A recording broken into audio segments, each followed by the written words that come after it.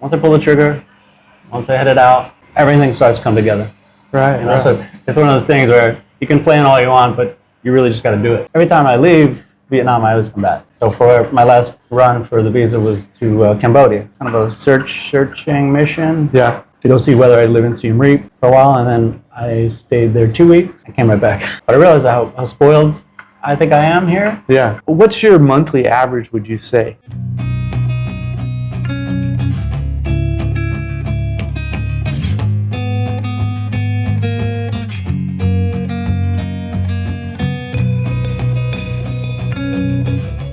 This is Dan of Vagabond Awake, and today we're lucky to have John on the channel. John, welcome. Thanks, Dan. Pleasure. It's great to have you on. It's great to have you on there. Yeah. So John, what's your home country, and where are we sitting right now? So I'm originally from the East Coast of the U.S., New Jersey. Right. Most famous for the Sopranos and Jersey Shore, probably. Most people know it for. We're currently in the city of Da Nang in San Tra Peninsula in Vietnam. In Vietnam, yeah. And Da Nang is one of the popular cities. And this isn't your first city in Vietnam, is it? No, it's not. So I've been lived in Saigon previously, Ho Chi Minh City, right, as well as Hanoi. Okay. Yeah. And how much time in those places? Just shy of a year. I'd say 2 years in Saigon. Right. Because I did have a teaching job there. Right. So that kept me going. And so is that you were teaching in person rather than online? Yeah, fully teaching in person.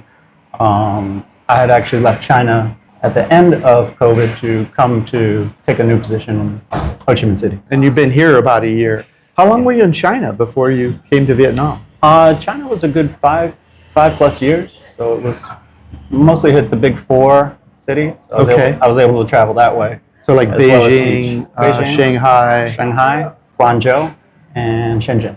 And in-person teaching there also? Yeah, for the most part, until COVID. Okay. And were you a teacher in the U.S. too? No. That's a thing that was kind of the shock to me, to actually realize that all I need to do is go and get a certification, the TOEFL. As long as I was offered a job or had a job, I could use that to teach internationally, anywhere. And then once you had that, you didn't have to worry about visa because now you have an employee visa or whatever, right? The first stop was actually in Myanmar. So that was before China? Yeah. Without having a teaching license. And I was asking the hiring manager, why'd you hire me? Of all the people, I'm sure you had hundreds of resumes because it's a newly opening country. Right. I saw that you did this, you had a stint in the Philippines where you did some volunteer work. That's what I did kind of leading up to it to make sure I was comfortable teaching. Right. And so he just saw, I was like, I saw you could stay in a stable in one place for a long time. I didn't care if you could teach. I just wanted to see that you had the ability to withstand new culture, new people, the whole deal. Yeah. Not everyone can do that. I met people in Da Nang with a military background, and they just seem to settle in very easily. And especially the ones that have been stationed overseas. It's not for everybody. That's why I always tell people to do an exploratory visit to find out if it's their cup of tea or not. All right. You don't just sell everything you own and move somewhere and burn all your bridges and then find out, I don't like it here. I love it, but not everyone does. So. Right. For me, that was the Philippines. Yeah. But that was going back to testing the waters, do a little volunteer teaching. Right. Just to be sure it's my thing. Yeah. And it wasn't exactly my thing, but it's still because it allowed me to travel.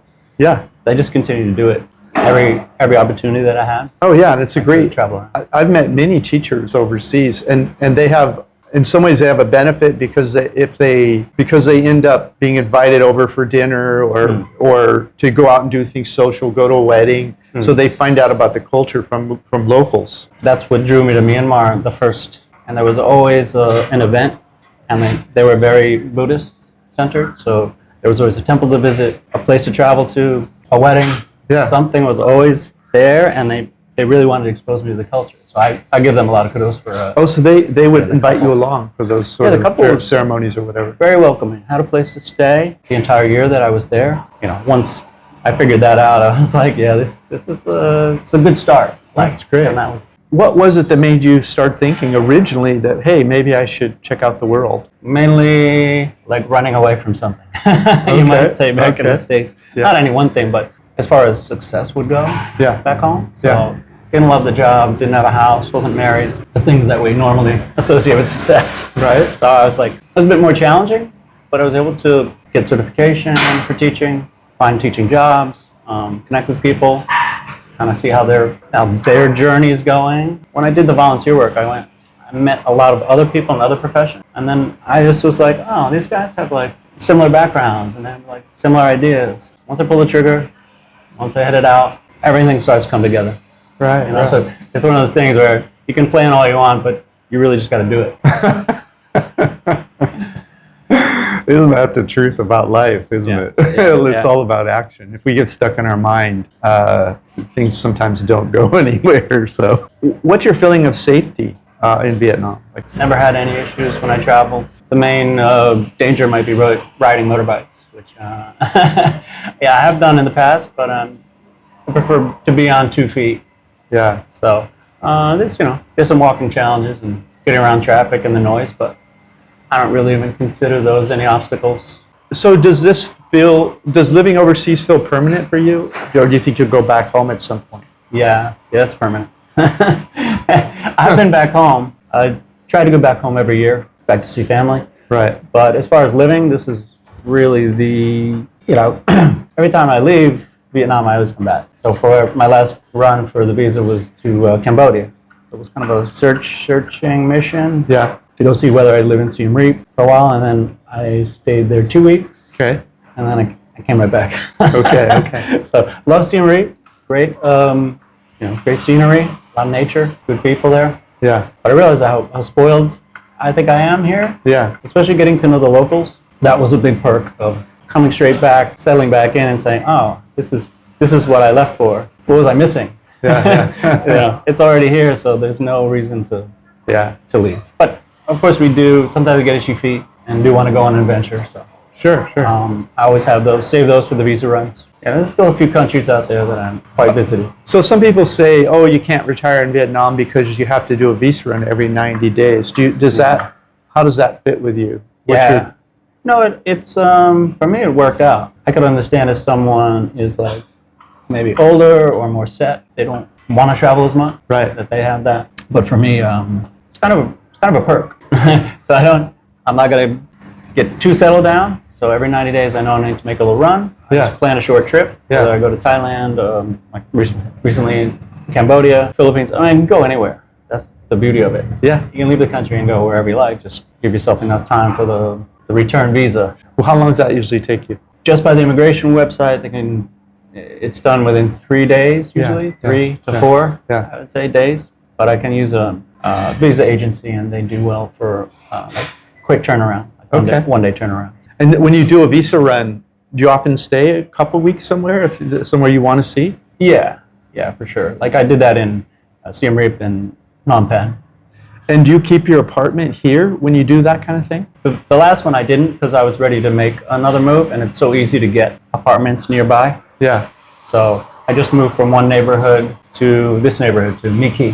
Another thing about living in Da Nang is finding apartment rentals is so easy that, all right, if you don't like the one you're at, you can just pack up, and then within a couple of days you'll have a brand new space. Yeah. So what's your monthly average, would you say, that you average to live in Da Nang? I keep it under $1,000. Keep it under $1,000? Yeah. Because I live a simple life. I don't budget. I just kind of know what's being spent. Yeah. Day to day, because what is it really? It's after rent, which is about $300 US a month. Yeah. And then there's food and drink. Maybe that's another $500. It's kind of lumped together. Right. Because mostly I'm eating out. Yeah. A couple meals a day. Okay. And then any more is just miscellaneous of, going out with friends a couple times a week, or, just going out for drinks. Yeah, other than that, it's a really simple life. I gotta say. When you do a visa run every 90, how much does that add to your budget that month? Probably around $500 US. Because you're flying somewhere and coming back? I'm usually flying somewhere. That's There's 100. Transport and visa expenses and hotel. Right. Yeah. And that's around 500. So. Yeah, because it's usually a short stay. and in a neighboring country, convenient to fly to, and Yeah. it's reasonable. Stay in a cheap hotel, like in Bangkok or wherever I'm going, is Yeah. For me, the 90-day idea is, like you said, is a bonus. Like I have attention deficit disorder. Like I like new stuff all the time. Yeah. So for me, doing a visa run every 90 days, that would, if I even stay somewhere 90 days, you know, that's not a problem for me at all. But does it feel like they come too often ever, or does it feel like? Sometimes, but I've found a good time, hopefully it lines up, a good time to leave Da Nang is just around December, January. Just with the weather, it can get a bit dark and dreary, I'll say. And rainy. And rainy, yeah. So during those 2 months, if you like the outdoors and you want to be by the beach, it's not the best time. So when when that time rolls around, I learned that the hard way the first time. So Okay. then I'll make a point to visit somewhere, maybe on a longer. Spend a month somewhere, or? Yeah, do a month or just travel like you, just kind of bounce from place to place. Yeah. Which I still enjoy doing. So while I still can. Yeah. I might as well make the best of it.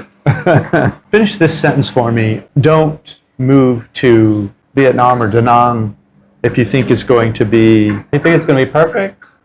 Like the perfect scenarios never really exist. I found out, but so you can always realize that things are going to work out. Things you may not have done back home. There may be some glitches involved along the way, but you're always going to eventually you're going to get what it is you need. Yeah, we were saying it takes some negotiation skills, a bit of patience. The Vietnamese are very good at working with you, so I found that they're very tolerant. And do come to Vietnam if you're looking for exploration. You have the Sapa Mountains in the north, Hanoi City. You've got the islands up in Ha Long Bay. Yeah.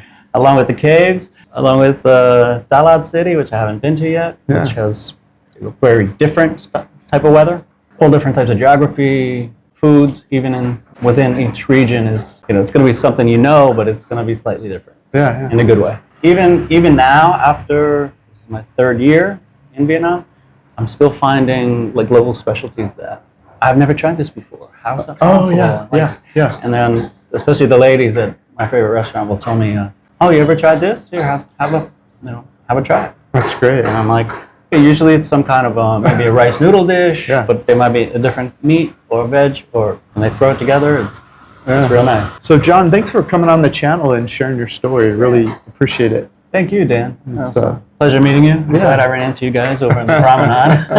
Yeah. All right, everyone. We'll see you later. Thanks, guys. As I travel around the world, I write these retired, cheap, and paradise reports. They include links to where we stayed, restaurants, cheap public markets, expensive grocery stores, transportation information, internet speeds, visa information, weather, and other information. All of this information saves time when you are doing your exploratory visits to identify your own personal paradise destination. We spend hours collecting and preparing this information, so you don't have to. Click the first link in the notes below this video to get an idea of what I'm talking about. Hey, if you liked our video, please like, comment, or subscribe. Any of that would help our business. Thanks so much. Thank you so much.